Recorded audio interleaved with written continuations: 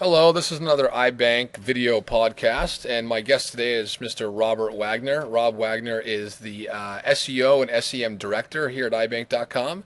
He leads a team that manages the iBank.com search engine marketing effort and search engine optimization effort. And today we're going to have him talk about SEO 101, what's important, what's not important, what it means, how to get started on a very basic level. So thanks for joining us, Rob. How you doing, Tom? Pretty good. How you doing? Pretty good. Happy Thanksgiving. Happy Thanksgiving to you. Absolutely. So, Rob, we're here to talk about SEO. You manage iBank's SEO. You've been doing it for a while now. We've definitely been doing it for a long time. You know how it works. At a basic level, what is SEO? At a basic level, SEO is essentially getting your website traffic and through the search engines like Google, Yahoo, and Bing. And all it means is the higher up you go in the rankings, and hopefully you get to the first page of Google, Yahoo, and Bing, the more traffic you get, and the better chance you have on creating a conversion. It's as simple as that. Beautiful. Now, what is the most important thing? I mean, I've heard you talk about on-page SEO. I've heard you talk about off-site SEO. So on-site, off-site. I mean, I know there's all kinds of algorithms. What's the most important thing for someone to look at if they're starting fresh, starting new? Well, if you're just starting out in SEO, or if you have an existing website that you want to SEO, which means getting a better ranking on Google and Yahoo and Bing, and the easiest way to explain it is deliver good content to whoever's searching for you and the question that you're asking, they're asking, and you hopefully can answer.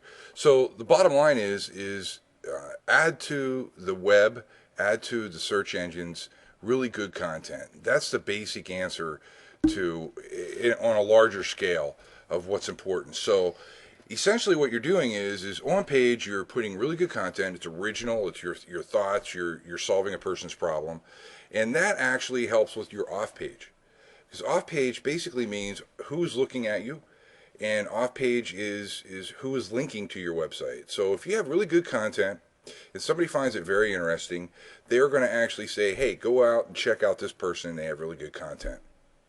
Okay, perfect. So just to do a simple example, an insurance company, brand new insurance company, a couple young guys or gals, they start up a new company, they do auto insurance. They should write content based on auto insurance. That's correct. And they should push that content throughout the web. Google will see that. And one of their big keywords would be auto insurance, and that'll help them drive traffic to the website, correct? That's correct. Essentially what you're doing is you're creating really good content about auto insurance. So sit down and just write about auto insurance, and think of some of the questions that people would ask. How to get auto insurance? What's the best auto insurance out there to get? Those are the questions that people ask when they go to the search engine. So put yourself in your potential client's shoes and say, what would I be searching for if I was looking for auto insurance? And then deliver the answer to their question. And you'll end up with really good content, and people will point their website towards yours and that's called offsite, will point their website, links to your website, to get for their searchers, for their customers that are on their website, to find good content and answers to the questions. So it's essentially the best answer is just deliver good content and be very specific on your website. Be very specific and answer your question per page. So if you have don't ramble onto other subjects. Keep it themed, topic to answer that question. It's that simple. Okay, perfect. So I'm a new business owner. I have a website. How do I get started? I mean, you hear about SEO. It's all these algorithms. It's totally detailed. I don't know a lot about it. I know it's important. How do I get started at a basic level? I mean, you talked a little bit about content. Is that a best place to get started, or are there any other things that should happen to get started on an SEO effort? That's a good question, because if content is king, but there's certain things you can do to help yourself out. That's like name your page. When you're creating a page, if you get it down to the nitty gritty, name your page what your main theme is. So if it's auto insurance, you want to name your page auto insurance. You want to put what's called your heading in your content It's called an H1, H2, H3, which is headlines in your content. You want to name them auto insurance. So it's essentially what you're doing is you're creating a theme on that one page. Then my biggest suggestion, and probably one of the most important things you can do, is to get the word out that you have a website, that you have a new page on your website. The best thing to do is go out and find free press releases. Write a press release about the page that you just put up on your website, or a new page or new content on your website. Write that press release, put it out there. That is probably the most important thing, because it gives you credibility and gives you a backlink back to your website. Okay, so those are some of the things we can get started. Rob, what are some of the tools that you use? Now, I know I come and look at your computer, and you've got stuff Yeah. that you could control NASA with. But I mean, what are some of the simple tools that someone just getting into SEO? What are some of the tools you use? What are some of the resources you look at? Maybe some of the research papers you look at for someone to get started. What would you recommend?